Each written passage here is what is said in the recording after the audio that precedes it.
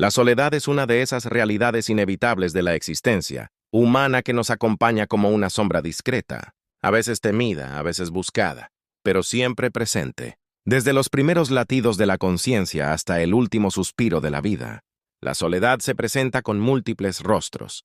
Puede ser refugio o condena, maestra o verdugo, vacío insoportable o plenitud serena. Nos asusta porque nos enfrenta con lo que somos cuando el ruido se apaga, y no queda nada más que nuestra propia voz resonando en la intimidad del alma. Sin embargo, también nos ofrece la oportunidad de reconocernos, de explorar el misterio de nuestra esencia, sin disfraces ni distracciones. Vivimos en una época que idolatra la conexión constante. El brillo de las pantallas y el murmullo perpetuo de las redes sociales nos hacen creer que estamos acompañados, que nunca estamos solos, pero la paradoja es que, cuanto más rodeados estamos de ruido y de interacciones superficiales, más sentimos el peso de una soledad radical, la que nace de no ser vistos de verdad. Podemos compartir fotos, pensamientos, rutinas y emociones con cientos de contactos, pero aún así experimentar un vacío interior, porque lo que anhelamos no es cantidad de presencias, sino calidad de encuentro. La soledad nos recuerda que ninguna multitud puede reemplazar la intimidad auténtica con otro ser humano, y menos aún con uno mismo. Pero la soledad no es un enemigo en sí misma. Es más bien un territorio ambiguo en el que podemos perdernos o encontrarnos. Hay una soledad destructiva, aquella que nace del abandono, del rechazo o del aislamiento forzado, la que nos susurra que no importamos, que somos prescindibles en la gran maquinaria del mundo. Esa soledad duele, corroe, se instala en los huesos como un frío persistente que no se quita ni con compañía. Todos en algún momento la hemos probado.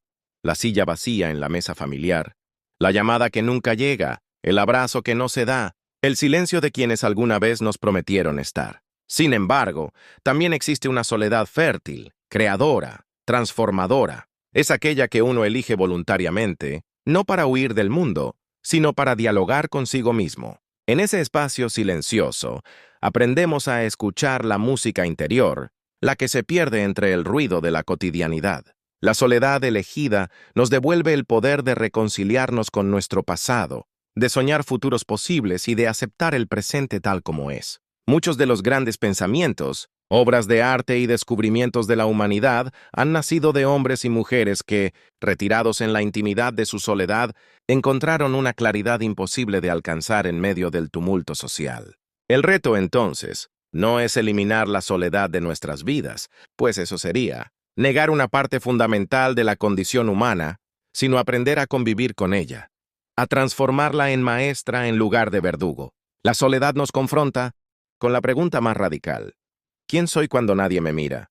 Esa pregunta puede ser aterradora, porque a menudo descubrimos que nos definimos en función de los demás, del reconocimiento que recibimos, de las expectativas que cumplimos, de las máscaras que sostenemos para encajar. Pero cuando todo eso se disuelve y quedamos desnudos frente a nosotros mismos, empieza la verdadera aventura del autoconocimiento. La soledad se convierte entonces en espejo, y aunque a veces duela lo que vemos reflejado, solo desde esa honestidad brutal podemos comenzar a sanar. No obstante, conviene recordar que el ser humano no está hecho para vivir en soledad permanente. Somos seres relacionales por naturaleza. Nuestro sentido de identidad y de propósito se nutre del encuentro con los otros. La soledad es necesaria como pausa, como respiro, como caverna donde se forja la fuerza interior. Pero si se prolonga demasiado y se transforma en aislamiento, deja de ser fuente de crecimiento y se convierte en cárcel. Encontrar el equilibrio entre la soledad fecunda y la compañía verdadera es uno de los grandes desafíos de la existencia. En la soledad también descubrimos un vínculo inesperado con lo trascendente. Allí donde se acaban las palabras, donde los ruidos se extinguen y solo queda el silencio, muchos experimentan una cercanía con lo divino, con lo inefable, con esa dimensión misteriosa que trasciende lo humano. Tal vez por eso tantos buscadores espirituales, desde distintas culturas y religiones, han encontrado en la soledad el camino hacia la iluminación o el encuentro con Dios. Porque solo en el silencio profundo del corazón es posible escuchar la voz que no se impone, pero que susurra: no estás solo, nunca lo estuviste. Quizás en el fondo, la soledad es una maestra que nos enseña a valorar mejor la compañía, quien ha aprendido a estar en paz. Consigo mismo no busca en los demás llenar un vacío, sino compartir una plenitud. Y esa es la base de las relaciones más sanas. Dos seres que han aprendido a sostenerse en su propia soledad, encontrándose no por necesidad, sino por elección. La soledad nos recuerda que nadie puede completarnos, porque ya somos completos. Pero también nos invita a abrirnos al otro desde esa completitud, para que el encuentro sea celebración y no dependencia. Por eso, hablar de soledad es hablar también de libertad, porque cuando ya no tememos estar solos, dejamos de vivir esclavizados, por el miedo al abandono o por la necesidad de aprobación.